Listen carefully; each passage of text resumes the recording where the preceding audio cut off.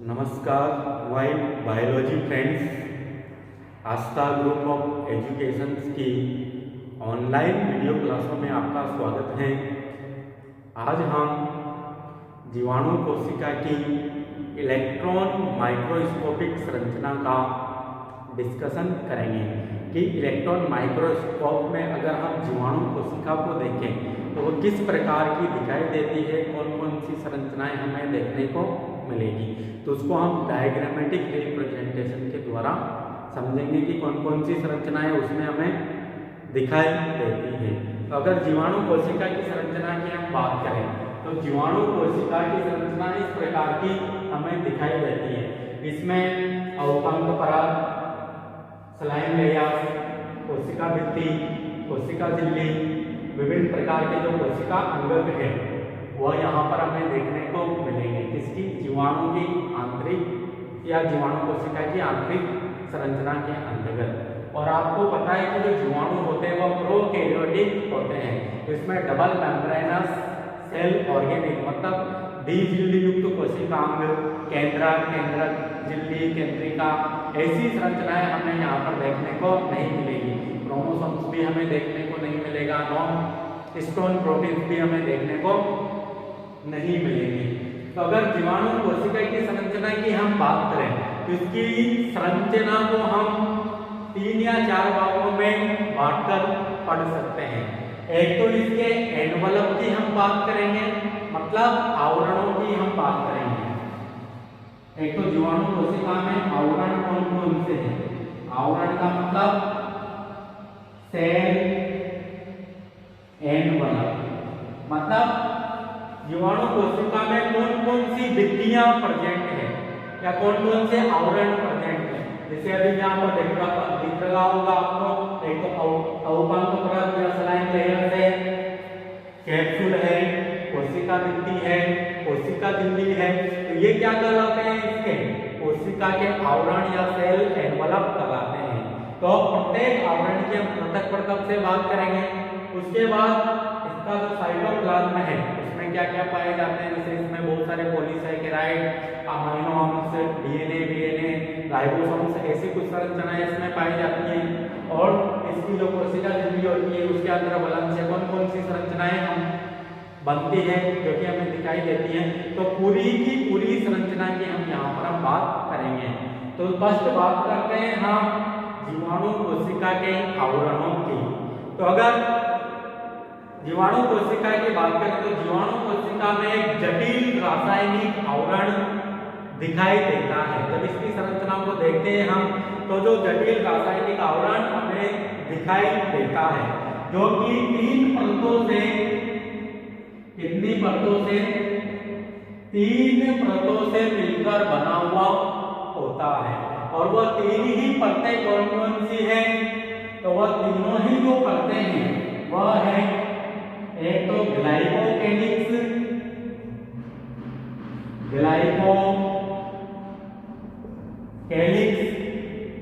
दूसरी cell wall या कोशिका भित्ति, और जो तीसरी है वह है कोशिका झिल्ली। तो कोशिका में आवरण के रूप में 3 परतें पाई जाती है। इस कोशिका में जीवाणु कोशिका की हम यहाँ पर बात कर रहे हैं। एक तो ग्लाइकोकेलिक्स, एक सेल वॉल और एक कोशिका झिल्ली। अब जो ये ग्लाइकोकेलिक्स है ये किस रूप में पाया जाता है? या तो स्लाइम लेयर के रूप में पाया जाएगा, मतलब अवपंक परत के रूप में। किसके रूप में? अवपंक परत के रूप में या कैप्सूल के रूप में पाया जाएगा। और जो ये ग्लाइकोकेलिक्स है वो कहां पर पाया जाएगा? सेल वॉल के बाहर की ओर पाया जाएगा। मतलब हम कह सकते हैं कि जीवाणु कोशिका का जो सबसे बाह्यतम परत होती है वह क्या कहलाती है? ग्लाइकोकेलिक्स कहलाती है। या हम ऐसा भी बोल सकते हैं कि स्लाइम लेयर या कैप्सूल कहलाती है, क्योंकि आगे जाकर हम स्लाइम लेयर या कैप्सूल को क्या कहेंगे? संयुक्त जीवाणु की जो कोशिका भित्ति होती है उसके बाहर की ओर एक पतला जिलेटिनी आवरण पाया जाता है जिसे कहा जाता है स्लाइम लेयर। अब जो ये पतला जिलेटिनी आवरण है ये किससे मिलकर बना हुआ होता है? जो आपको ये डॉट डॉट लाइक संरचनाएं दिख रही है या जो डॉट डॉट जो ये परत दिख रही है इसको क्या कहते हैं? स्लाइम लेयर कहा जाता है। और ये कैसी होती है? जिलेटिनस परत होती है जो कि वो जीवाणु की कोशिका भित्ति के बाहर की ओर पाई जाती है। और जो ये स्लाइम लेयर है अब इसका रासायनिक संगठन कैसा है, मतलब कौन कौन से पदार्थ पाए जाते हैं जिसके कारण ये जिलेटिनी रूप धारण करती है। तो जो ये स्लाइम लेयर है इसमें क्या पाए जाते हैं? पॉलीसैकेराइड, विभिन्न प्रकार के पॉलीसैकेराइड यहाँ पर देखने को मिलेंगे, जैसे डेक्स्ट्रिन है, लेवेन है आदि यहाँ पर पॉलीसैकेराइड देखने को मिलेंगे। और इन्हीं पॉलीसैकेराइड की वजह से ये कैसी होती है? जिलेटिनस होती है, मतलब काफी औपंक परत जैसी होती है, मतलब काफी जिलेटिनस एक जो जेल होती है ना उस लाइक हमें यहाँ पर दिखाई देती है। अगर इन पॉलीसैकेराइड के साथ साथ कुछ प्रोटीनीय पदार्थ और प्रोटीनीय पदार्थ के रूप में यहाँ पर कुछ न कुछ एमिनो अम्ल से मिलकर बने हुए पेप्टाइड आ जाए तो जो ये जिलेटिनस लेयर है या जो ये स्लाइम लेयर है यह एक कठोर परत के रूप में कन्वर्ट हो जाती है और उस कठोर परत को कहा जाता है कैप्सूल। तो कैप्सूल में क्या क्या होते हैं? एक तो पॉलीसैकेराइड तो होते ही सही, साथ में इसमें कुछ ना कुछ मात्रा में क्या होते हैं? प्रोटीनीय पदार्थ उपस्थित होते हैं। और अगर प्रोटीनीय पदार्थ भी इसमें आ जाए तो जो ये जिलेटिनस लेयर थी एक कठोर लेयर के रूप में या एक कठोर परत के रूप में कन्वर्ट हो जाती है जिसे कैप्सूल कहा जाता है। और स्लाइम लेयर और कैप्सूल दोनों को ही संयुक्त रूप से क्या कहा जाता है? ग्लाइकोकेलिक्स कहा जाता है, जो कि जीवाणु कोशिका की सबसे बाह्यतम परत होती है या आउटर मोस्ट लेयर होती है। तो दोबारा से देखना, जीवाणु कोशिका के चारों ओर या जीवाणु कोशिका के बाहर 3 आवरण पाए जाते हैं। तो उनके हम रासायनिक संगठन की बात करेंगे। पहले उन तीनों ही आवरण का नाम देखते हैं। एक तो ग्लाइकोकेलिक्स है, दूसरा कोशिका भित्ति है और तीसरा कोशिका झिल्ली है। अब जो ये ग्लाइकोकेलिक्स है ये ग्लाइकोकेलिक्स या तो औपंक परत के रूप में पाया जाएगा या कैप्सूल के रूप में पाया जाएगा। अगर इस ग्लाइकोकेलिक्स में केवल पॉलीसैकेराइड जैसे ही पदार्थ हैं, जैसे डेक्स्ट्रिन है, लेवेन है, तो ये जो परत होगी वह जिलेटिनस रूप में होगी, मतलब एक जेल लाइक संरचना के रूप में होगी और उस परत को कहते हैं औपंक परत या स्लाइम लेयर। अगर इस औपंक परत में अगर हम कुछ ना कुछ प्रोटीनीय पदार्थ और डाल दें, मतलब कुछ ना कुछ प्रोटीनीय पदार्थ और आ जाए या कुछ एमिनो अम्लों से बने हुए पॉलीपेप्टाइड यहाँ पर आ जाए तो जो ये स्लाइम लेयर है ये किसके रूप में कन्वर्ट हो जाती है? कैप्सूल के रूप में कन्वर्ट हो जाती है, जो कि कठोर परत होती है। और स्लाइम लेयर और कैप्सूल दोनों को संयुक्त रूप से क्या कहा जाता है? ग्लाइकोकेलिक्स कहा जाता है। और ग्लाइकोकेलिक्स का कार्य क्या है? एक तो जीवाणु कोशिका को किसी सतह से चिपकाए रखने में और जीवाणु कोशिका की विभिन्न प्रकार के एंटीबॉडीज या जो प्रतिरक्षी पदार्थ होते हैं उनसे सुरक्षा देने का कार्य करते हैं और जीवाणु कोशिका को डेसिकेशन या जीवाणु कोशिका को निर्जलीकरण से बचाए रखने का कार्य भी इस ग्लाइकोकेलिक्स या इस स्लाइम लेयर के द्वारा ही किया जाता है। तो फर्स्ट आवरण हमारा कंप्लीट हो गया। उसके बाद हम बात करते हैं सेकंड आवरण की। जो सेकंड आवरण होता है वो कौन सा है? सेल वॉल या कोशिका भित्ति। तो हम जीवाणु की कोशिका भित्ति की हम बात करेंगे। तो जो जीवाणु की जो कोशिका भित्ति होती है अगर उसकी मोटाई की हम बात करें तो ये होती है लगभग 50 से 100 एंगस्ट्रॉम जो प्लांट सेल की जो कोशिका भित्ति होती है वो तो लगभग 200 से 300 एंगस्ट्रॉन मोटी होती है, जबकि जो जीवाणु की कोशिका भित्ति होती है वो कितनी है, 50 से 100 एंगस्ट्रॉन मोटी है। मतलब ये काफी पतली भित्ति है, परंतु पतली होने के बावजूद भी ये काफी कठोर प्रकृति की है। तो वो कठोर क्यों है, यदि हम अभी देखेंगे। तो जीवाणु की जो कोशिका भित्ति होती है वो 50 से 100 एंगस्ट्रॉन मोटी होती है और जीवाणु कोशिका को यह एक निश्चित शेप प्रदान करने का या एक निश्चित आकार आकृति प्रदान करने का कार्य करती है। और जो जीवाणु की कोशिका भित्ति होती है वह तंतुकमयी न होकर कैसी, तंतुकमयी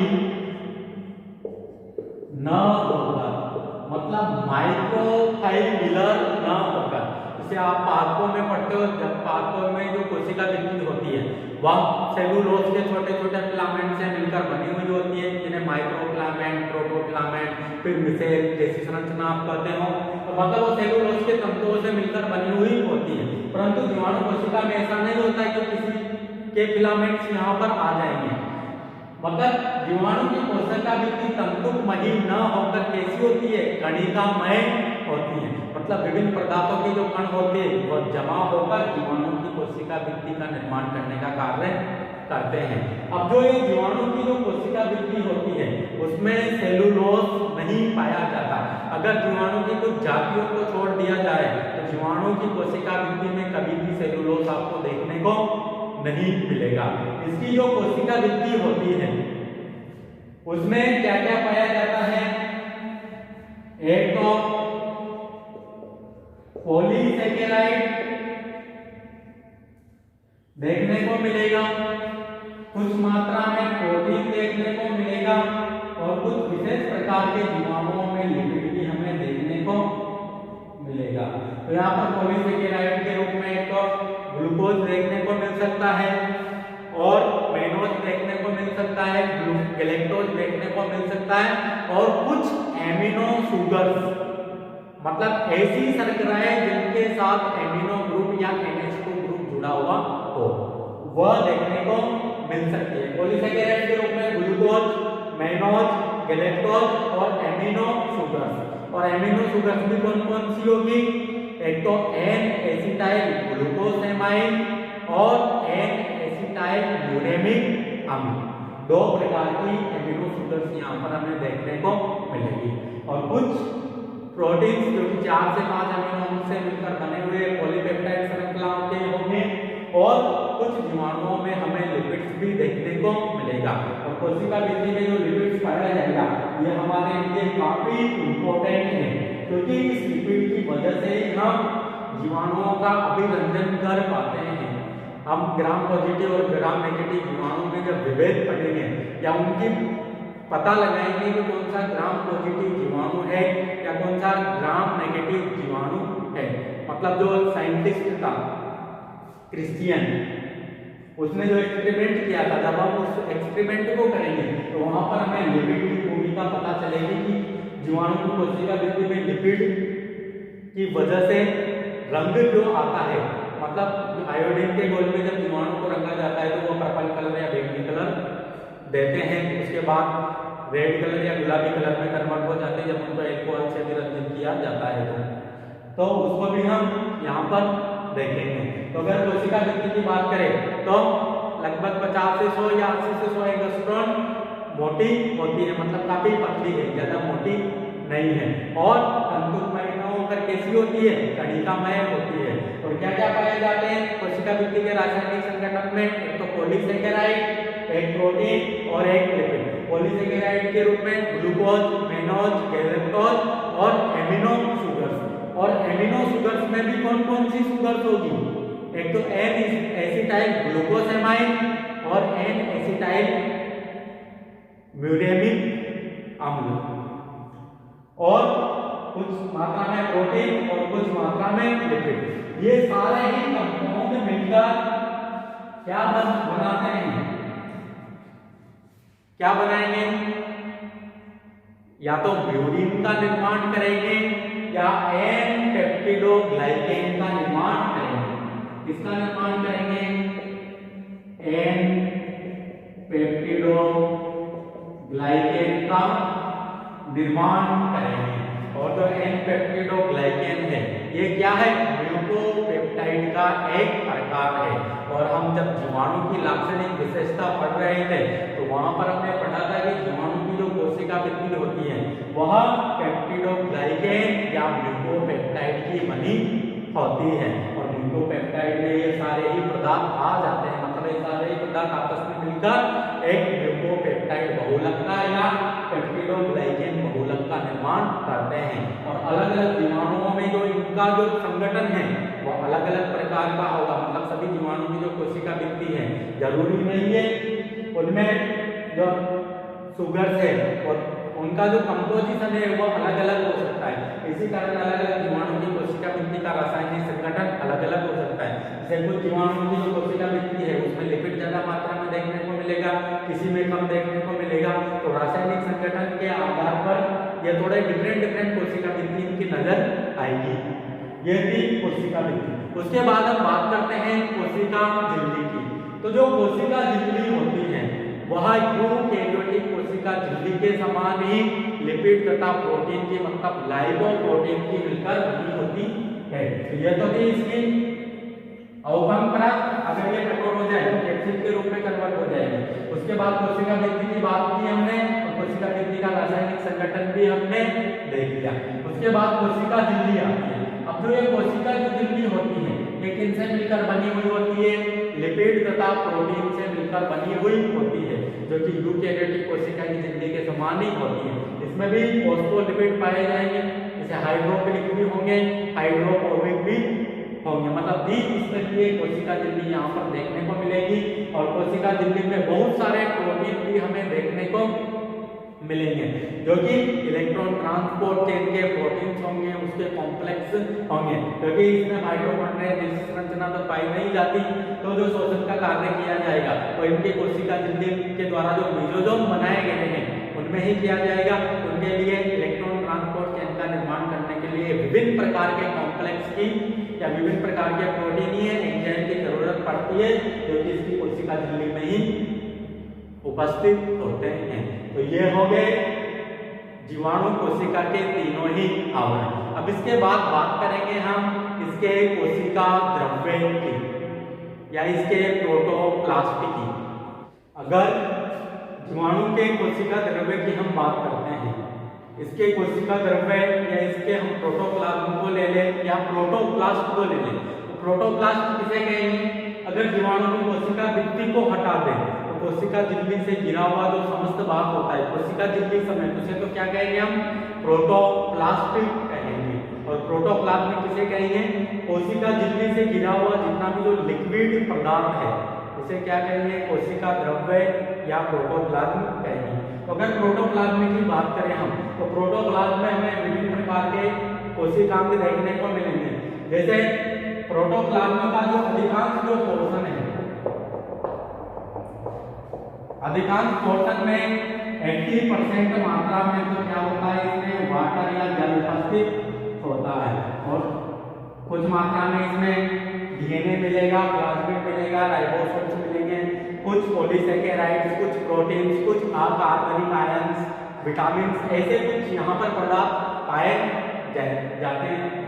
तो ये था इसका कोशिका द्रव्य। अब कोशिका द्रव्य में कुछ स्पेसिफिक प्रकार की संरचनाएं भी हमें देखने को मिलती है, तो उन संरचनाओं का हम पृथक से अध्ययन करेंगे। जैसे इसमें मेसोसोम्स दिखाई देते हैं, जीनोकोर या नग्न डीएनए दिखाई दे रहा है, प्लाज्मिड दिखाई दे रहा है, 70 प्रकार के राइबोसोम्स दिखाई दे रहे हैं। इसमें वोल्यूपिन कांड या कुछ गैस वेक्टर्स भी दिखाई देती हैं, तो उनकी हम यहाँ पर बात करते हैं। तो सर्वप्रथम हम बात करते हैं इसके मेसोसोम्स की। मेसोसोम्स, अब जो ये मेसोसोम्स होते हैं ये क्या होते हैं, तो जीवाणु की जो कोशिका झिल्ली होती है वह अंदर की ओर अंतर्गलित होकर या केंद्र की ओर अंतर्गलित होकर अंगुली समान संरचनाओं का निर्माण करती है। और इन अंगुली समान संरचनाओं को ही क्या कहा जाता है, मेसोसोम्स कहा जाता है। और जो ये मेसोसोम्स होते हैं,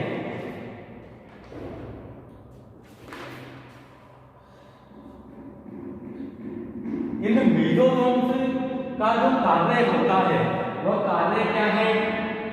यह एक तो रेस्पिरेशन या श्वसन में हेल्प करने का कार्य करते हैं, साथ ही कोशिका विभाजन में हेल्प करते हैं, कोशिका भित्ति पदार्थों का इस्तेमाल करने का कार्य करते हैं। तो हम यहाँ से यह कर सकते हैं जो ये मेसोसोम्स होते हैं ये माइटोकॉन्ड्रिया के समान संरचनाएं होती हैं। किसके समान होती है?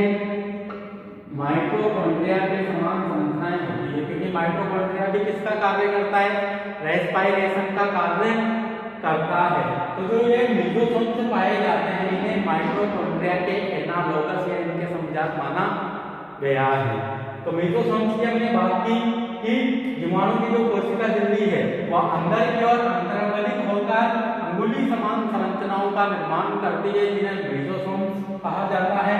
और ये मेसोसोम्स किसके समान होते हैं या किसके समजात होते हैं? माइटोकॉन्ड्रिया के समान होते हैं, क्योंकि इनमें अगर प्रमुख रूप से देखा जाए तो श्वसन की प्रक्रिया या श्वसन में हेल्प करते हैं। अब जो ये मेसोसोम्स होते हैं वह स्थिति एवं कार्य के आधार पर दो प्रकार के होते हैं। एक तो इनकी स्थिति कहाँ पर है और इनका जो फंक्शन है वह क्या है, उसके आधार पर यह मेसोसोम्स भी दो प्रकार के हैं। एक तो परिधीय मेसोसोम और दूसरे हैं केंद्रीय मेसोसोम। अब जो परिधीय मेसोसोम्स होते हैं वह केवल परिधीय भाग में ही उपस्थित रहेंगे। जैसे ये वाला जो मेसोसोम्स है इसके पेरीफेरी में ही है, ये वाला भी यहाँ पर पेरीफेरी में ही है। तो जो परिधीय मेसोसोम्स होते हैं इनका जो आकार है वह काफी छोटा होता है और ये परिधीय भाग में ही उपस्थित होते हैं। और इनका जो कार्य है वह है एक तो रेस्पिरेशन में क्या कार्य करेगा, ये एक तो श्वसन का कार्य करेगा, मतलब श्वसन में हेल्प करेगा। एटीपी संश्लेषण जैसी प्रोसेस कहां पर होगी? परिधीय मेसोसोम्स में होगी। और जो कोशिका भित्ति पदार्थ है, कोशिका भित्ति जो पदार्थ है वह भी इन्हीं मेसोसोम में संश्लेषित होंगे, जिन्हें बाहर की ओर भेजा जाएगा। किसके निर्माण के लिए? कोशिका भित्ति के निर्माण के लिए। क्योंकि जीवाणु कोशिका में आपको mitochondria, Golgi body, endoplasmic reticulum ऐसी कोई संरचनाएं यहाँ पर दिखाई नहीं देगी। तो उनका कार्य भी कौन करेगा? मेसोसोम्स ही करेगा। तो मेसोसोम्स यहाँ पर माइटोकॉन्ड्रिया के एनालोगस होते हैं जो कि श्वसन का कार्य करते हैं, साथ ही कोशिका भित्ति पदार्थों का कोशिका विभाजन में भी हेल्प करने का कार्य करते हैं। तो जो परिधीय मेसोसोम्स है ये परिधीय भाग में होंगे और ये श्वसन का और कोशिका भित्ति पदार्थों का स्त्रवण करने का कार्य करेंगे। इसके बाद जो सेकंड मेसोसोम्स है वह केंद्रीय मेसोसोम्स है। तो ये बड़े आकार के मेसोसोम्स होते हैं जो कि केंद्रीय भाग तक आ जाते हैं। मतलब इनकी जो प्रोजेक्शन होता है, फिंगर लाइन जो प्रोजेक्शन होता है या अंतर्वलन होता है वो यहाँ पर केंद्रीय भाग तक आ जाता है। और जो इनका कार्य है वह कार्य क्या है इनका? एक तो डीएनए के बहुगुणक का कार्य करते हैं और एक कोशिका विभाजन में सहायता करते हैं। मतलब एक जीवाणु कोशिका को जब दो जीवाणु कोशिका में बटेगी तो वहां पर भी ये हेल्प करेंगे। और इस डीएनए का बहुगुणक मतलब इस डीएनए के प्रतिकृतीकरण या इसके रेप्लिकेशन में भी हेल्प करने का कार्य करते हैं। क्योंकि जो ये मेसोसोम्स होते हैं केंद्रीय मेसोसोम्स या तो ये ऐसे स्वतंत्र रूप से रह सकते हैं या फिर इस डीएनए के साथ या जो जीवाणु का जो मेन डीएनए होता है उसके साथ ये जुड़े हुए हो सकते हैं। दोनों ही रूपों में ये पाए जा सकते हैं। तो फर्स्ट बात कर ली हमने मेसोसोम्स की। इसके बाद हम बात करते हैं राइबोसोम्स की। किसकी बात करेंगे? राइबोसोम्स की। तो जीवाणु कोशिका एक प्रोकैरियोटिक कोशिका है और आपको पता है प्रोकैरियोटिक कोशिका में कौन से राइबोसोम पाए जाते हैं, तो 70S प्रकार के राइबोसोम पाए जाते हैं, जो कि दो इकाइयों से मिलकर बने हुए होते हैं। एक तो 30S और दूसरा 50S। और राइबोसोम का कार्य क्या है, तो राइबोसोम का कार्य है प्रोटीन संश्लेषण में यह हेल्प करते हैं। तो राइबोसोम्स की हमने बात कर ली, 70S प्रकार के पाए जाएंगे, जिसमें दो इकाइयां होगी, एक तो 50S और एक 30S। 50S बड़ी उप इकाई, 30S छोटी उप इकाई, और इनका कार्य क्या है, प्रोटीन संश्लेषण में यह हेल्प करेंगे। इसके बाद जो अगला है वह है इसका डीएनए या डबल स्ट्रैंडेड डीएनए, जिसे न्यूक्लिएट या क्रोमेटिन या जीनोफोर या नग्न डीएनए या इंसिपिएंट डीएनए भी कहा जाता है। इसकी बात करते हैं हम।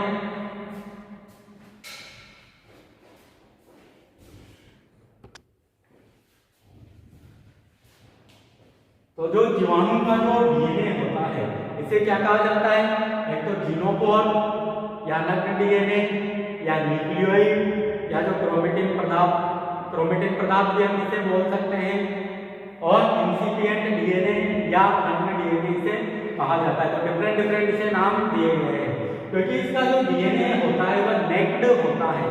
इसमें स्टोन प्रोटीन जैसी कोई संरचनाएं हमें नहीं दिखाई देगी, केंद्रक झिल्ली यहाँ पर एब्सेंट होगी, केंद्रिका यहाँ पर एब्सेंट होगी।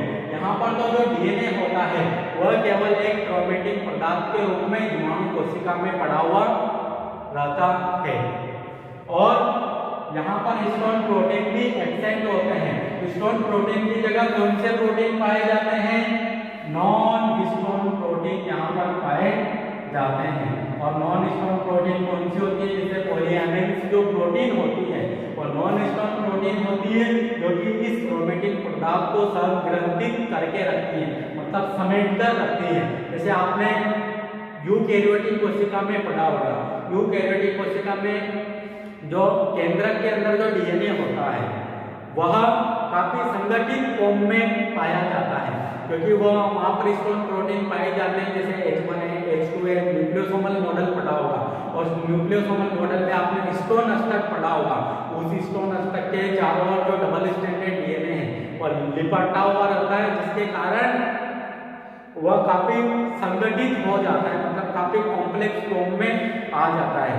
परंतु यहाँ पर स्टोन प्रोटीन तो नहीं पाए जाते, तो स्टोन प्रोटीन की जगह कौन सी प्रोटीन पाई जाती है, नॉन स्टोन प्रोटीन पाई जाती है, जो कि पॉलीएमिन्स प्रोटीन होती है, और वही प्रोटीन इस डीएनए को यहाँ पर समेट कर रखती है। और यहाँ पर कुछ मात्रा में मैग्नीशियम आयन और कुछ अन्य आयनों का भी योगदान होता है इसे यहाँ पर समेट कर रखने में, नहीं तो ये पूरी कोशिका में फैला रहता है, क्योंकि डीएनए तो काफी लंबा है।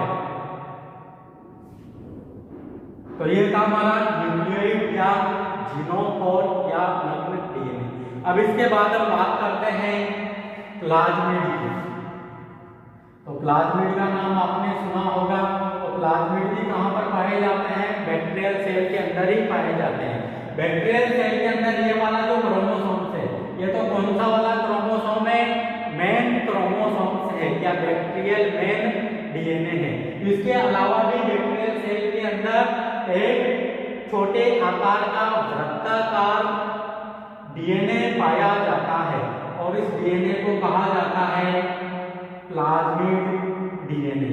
और जो ये प्लाज्मिड डीएनए है वह यहाँ पर एक्स्ट्रा क्रोमोसोमल डीएनए की बातें व्यवहार करता है, क्योंकि क्रोमोसोमल डीएनए तो कौन सा हुआ, मेन डीएनए, तो ये कैसा है, एक्स्ट्रा है।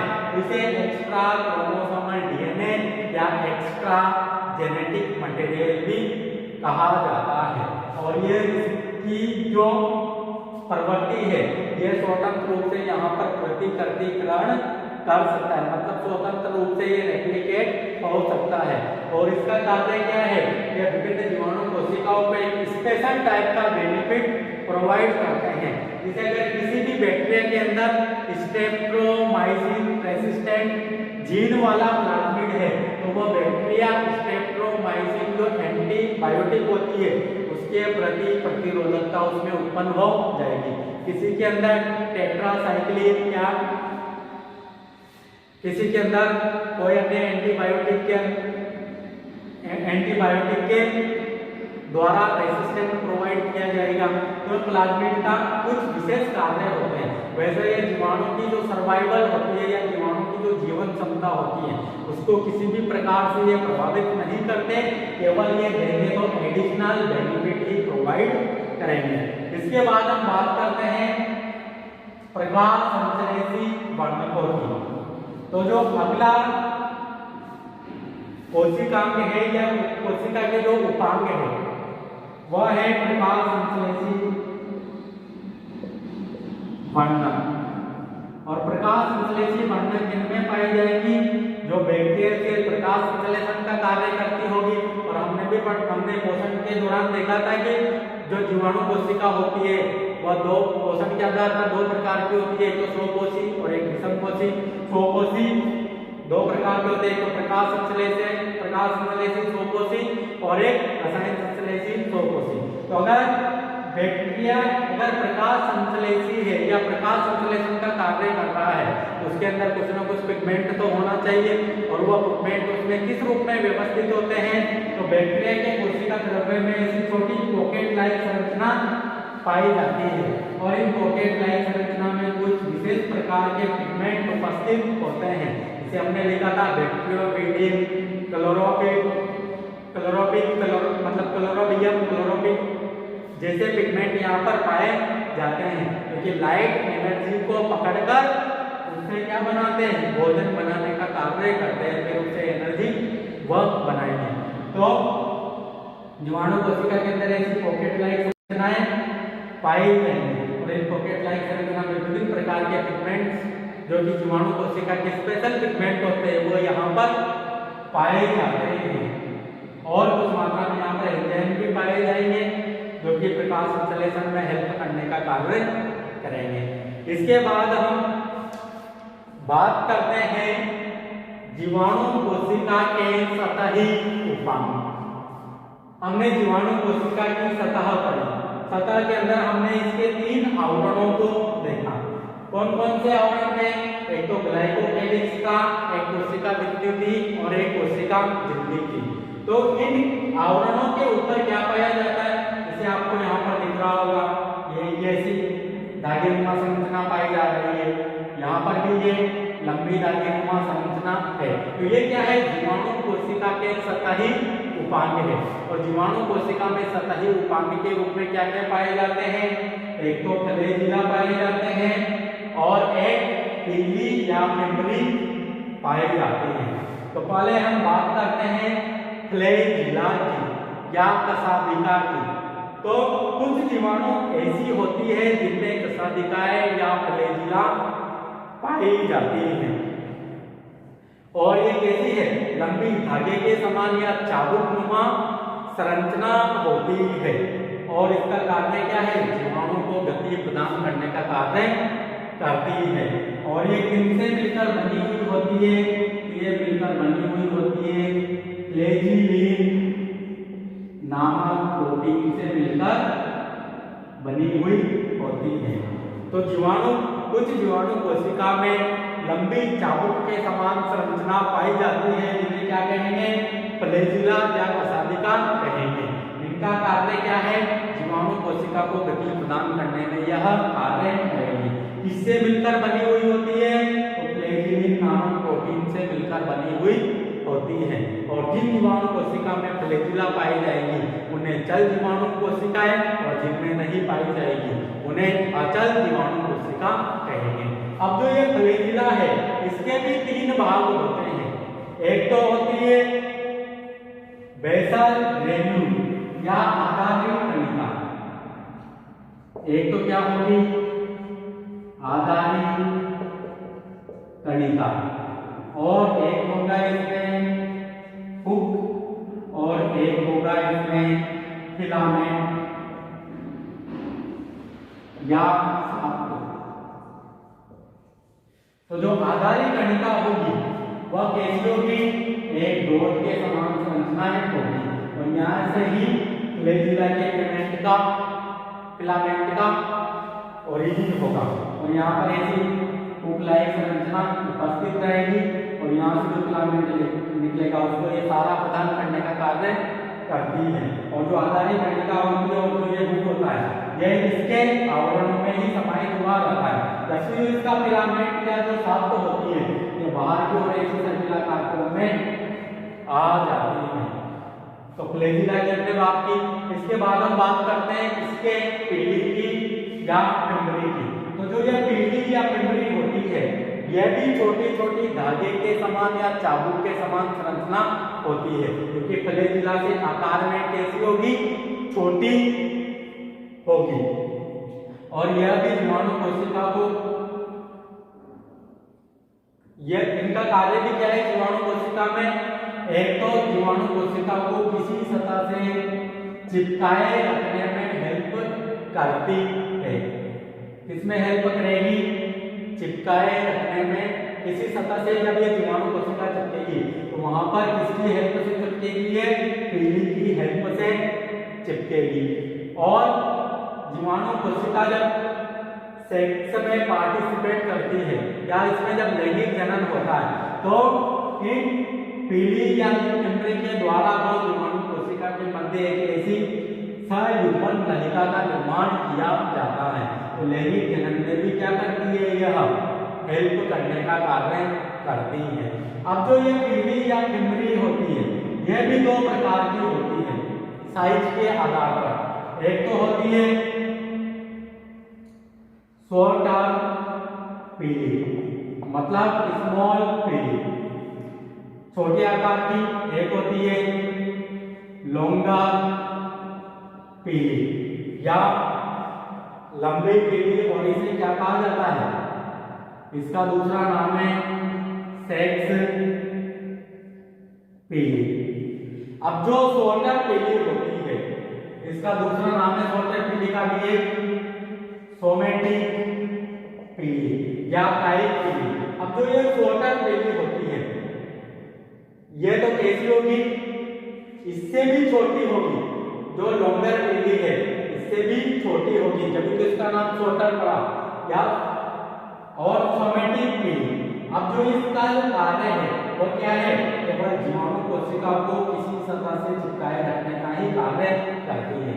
जबकि जो लॉन्गर पीढ़ी होती है वह इसके कंपैरिजन में साइज में बड़ी होती है और ये लैंगिक जनन के समय दो जीवाणु कोशिका के मध्य सयुग्मन नलिका का निर्माण करने का कार्य करती है। इसी कारण से सेक्स पीढ़ी या पिंडली भी कहा जाता है। तो ये थी जीवाणु कोशिका की संरचना, जहां पर हमने जीवाणु कोशिका के आवरणों की बात की, इसके कोशिका द्रव्य की बात की और इसके कोशिका द्रव्य में जितने भी कोशिकांग है उनकी बात की, और कोशिका की बाह्य सतह पर जितने भी जो उपांग है जैसे कशाभिका है, पीढ़ी या पिंडली है, हमने उनकी बात की। तो इस प्रकार हमारी जीवाणु कोशिका का जो इलेक्ट्रॉन माइक्रोस्कोपिक जो संरचना है वह कंप्लीट होती है। तो आज के लिए इतना ही काफी है।